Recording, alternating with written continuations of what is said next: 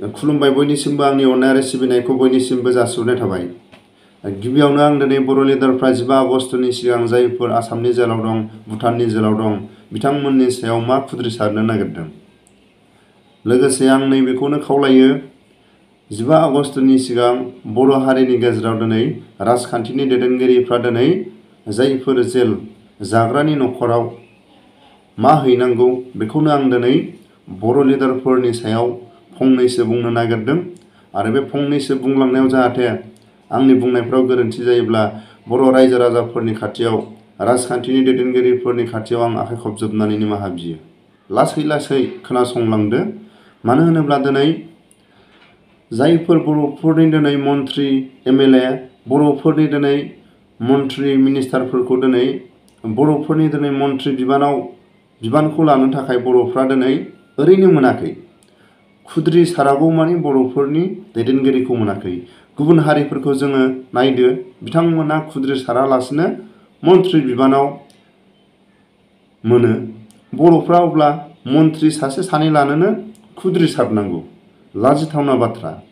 लोगोसे आं बेखौनो बुंनो नागिरदों, जिखुनु जाया समाव दिनै जायफोर बर'नि गादियाव जिरायदों, बर'फ्रा थोंजोङै बुङोब्ला जायफोर बिर जोहोलावफोरनि आबसु मुभमेन्टनिफ्राय, बिलटि मुभमेन्टनिफ्राय, NDP मुभमेन्टनिफ्राय, जिखुनु जाया बेफोरखौ लानानैसो बर'फोरनि जायफोर मन्त्रि बिबानाव मोननाय, MLA बिबानाव मोननाय, बिथांमोना मोनदों होनबाबो मन्त्रि बिबानाव मोननाया जिखुनु जाया दिनै माखासे खुद्रिसारालासिनो बर'फ्रा मोनफेरनाय रेकर्ड गैया। दिनै बिर जोहोलावफोरनि थाखाय बे गादिखौ मोनदों होनबाबो जेबो लस गैया।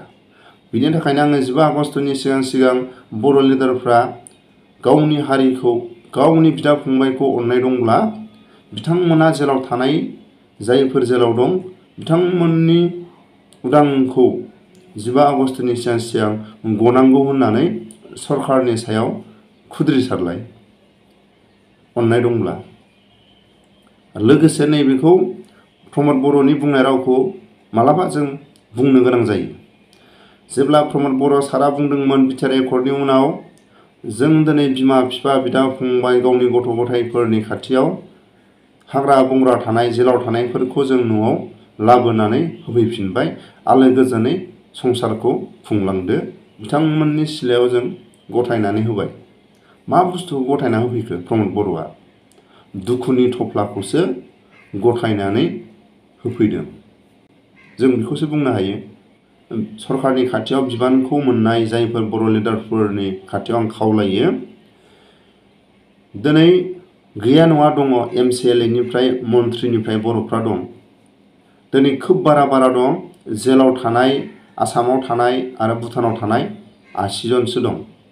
बे 80 जननि नखराव बर' लिडाराथ' 15 आगस्टनि सिगां जायफोर बिर जोहोलावफोरखौ गहोनो हानाय बिसिनि गोसोआव आरो बिसिनि माखासे सरकारनि सायाव खुद्रिसारनाय मालाबाबो गोसोआव गैया। बिनि थाखायनो खुद्रिसारा, नाथाय बिथांमोना जुदि हारिखौ अननाय दंब्ला सरकारनि सायाव 15 आगस्टनि सिगां जायफोर जेलाव दं बिथांमोननि सायाव एसेबाबो सरकारखौ खावलायगोन।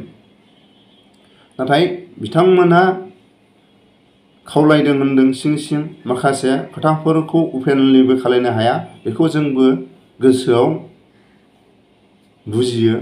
नाथाय सिं खामानि मावनाया एथ' सम जुदि बानायबाय थायोब्ला बिटिआर एकर्डनि माखासे दफाफोरखौ जों मा बुजिगोन? गिबिसिन जानांगौमोन जाय बिथांमोना जेलाव थाग्राफ्रा न'आव थानानै नांगौबा माखासे कर्ट कासारिखौ नांगौमोन। जेलाव थानानै दिनै मेगनाव मोदै लानानै दिनै हांमा सुराब दिनै नाहरबायो माला फैगोन होननानै। सोरबाया मिनिनाय, सोरबाया गाबनाय। दिनै बिटिआर एकर्डजों बर'फोरनि थासारिया मोजाङाव फैबाय होनना बुंदों। थिगानो, मोजाङाव फैबाय। नाथाय दिनै सोरबाया दिनै मिनि खुसि, सोरबाया दिनै सोरनिबा नखराव, बिर जोहोलावफोरनि नखराव दिनै हांमा सुराब गावनि नखरनि बिदा फंबाय, गथ' गथायफ्रा दिनै मेगनाव मोदै लानानै लामाथिं नाहरबायसै। नाथाय जों दिनै बेखौनो बुंनो हायो, जायफोर बर' लिडारफोरनि गोसोआव साननाय दङब्ला 15 आगस्टनि सिगां जायफोर जेलाव थाग्राफोरनि सायाव खुद्रिसारोब्ला मोजां जागौ होननानै जोङो आसा खालामो। आरो लोगोसे 15 आगस्टनि सिगां जायफोर बिर जोहोलावफोरनि न'खराव थांनानै 50,000सो रां न'खरसेयाव अनुदान मोनसे एककालीन होयोबाबो बर' लिडारफ्रा रायजो राजा गोजोननाय मोनगौमोन।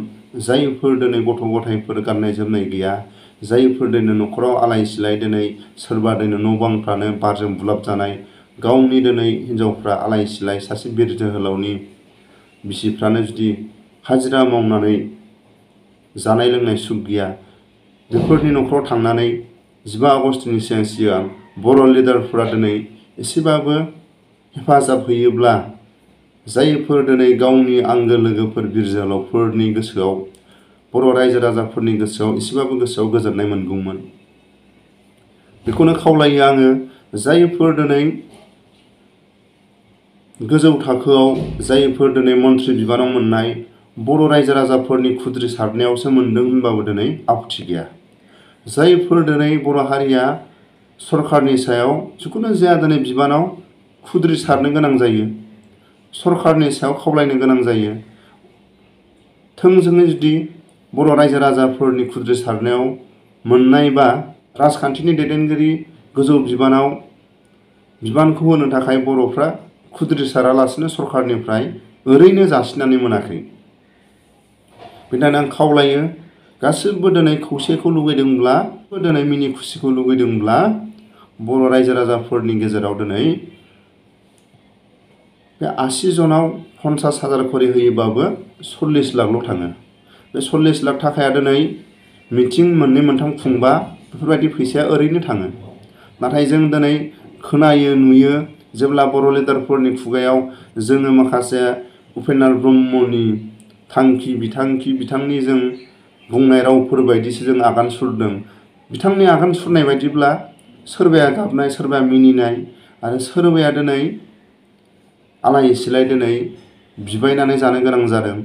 उपेन्द्र ब्रह्मनि बुंनाय रावफोरखौ दिनै बजबनानै जों आगान सुरदों होननाया दिनै नंखाय बायदिसो जों नुयो। उपेन्द्र ब्रह्मनि गोसोआवथ' बिदि नङामोन। जिखुनु जाया समाव 1 घन्टानि 2 घन्टानि थाखाय दिनै गिदिर दिनै मिटिंफोरखौ मोजाङै साजायलायनो दरकार गैया।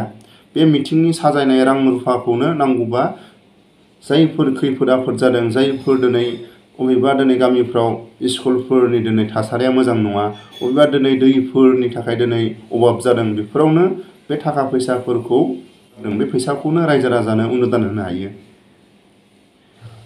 साजायनानै मोजाङै रायजो राजाखौ गियान होबाल' गोसोआव हाबगोन नामा? ओरैनो सरासनस्रा मोजाङै बुजायग्राफोरनि गोसोआ जुदि जायफोर मोजाङै हारिनि थाखाय मोजां खामानि मावग्रा दैदेनगिरिफोरनि खोथाफोरखौ ओरैनो नों दंफां सिङाव सावरायबाबो लाखागोन, बबेबा स्कुल सिङाव सावरायबाबो लाखागोन, मोजां जोंथि जोंब्लाव साजायनानै बुंबाल' बे गोसोखौ बजबनानै लागोन बे नङा। बेनि थाखायनो आं खावलायो, जोबथारनायाव जायफोर दिनै बर'फोरनि गेजेराव MC LA निफ्राय MLA निफ्राय लानानै जों बुंनो हायो सासेयाव 1.5 लाखनि दरमा बारा मोनो। अब्ला दिनै सासेयाव 50,000 खरि खांबाबो जायफोर दिनै जेलाव थाग्राफोरनि न'खराव एसेबाबो एककालीन माबा मोनसे अनुदान होनो हायो। बेखौसो आंनिफ्राय खावलायनाय। आरो दिनै साफा सानै बर' लिडारफोरनि खुगानिफ्राय जों खोनानो मोन्दों 15 आगस्टनि माखासे दिनफोरखौ दिनै गासिबो बुजिजोबा। आरो मदिया दिनै खावलायदों न'खरफ्रामबो फिरफिलाखौ उरायहोनांगौ होननानै। जों इन्डियानि सुबुं आरो जों दिनै इन्डियानि नेम निथिखौ जों मानिखानांगोन। बिनि थाखायनो जों दिनै बे 15 आगस्टखौ बयबो न'खराव बिरहोलायोबा मोजां जायो। आरो बे फिरफिलाखौ सरकारनिफ्रायनो हरगोन ना बायनांगोन? जिबायदि अभाब दा, फिरफिला मोनसे बायनोबोथ' 100 थाखानि दिनै बारा नांगौ। दिनै माइ हाजिरा गायोबा 250 थाखाल' मोनो, 200 थाखाल' मोनो। अब्ला दिनै बेफोरखौबो बर' लिडारफ्रा बुजिनांगोन। न'खरसेयाव जुदि फिरफिला मोनसे बिरहोनांगौब्ला 100 थाखानि थाखाय दिनै सोरबा दिनै जेलाव थाग्राफोरनि हिनजावफ्रा हाजिरा माइ गायनानैसो 200 थाखा खामायनानै गथ' गथायखौ माइरं दै बायनानै जाहोयो। अब्ला दिनै गथ'फोरनोसो माइरंखौ बायगोन ना बे फिरफिलाखौसो बायगोन? बेनि थाखायनो आं खावलायो 15 आगस्टनि सिगां बर' लिडारफोरा जायफोर जेलाव थाग्राफोरनि थाखाय सरकारनि सायाव खावलायनांगौ। आगस्टनि दिनखालि जायफोर जेलाव थाग्राफोरनि थाखाय मा खावलायो, उननि समाव आंनि भिडिअनि गेजेरजों बर' लिडारफोरनि खुद्रिसारनाय आखुखौ आङो देखायलांगोन।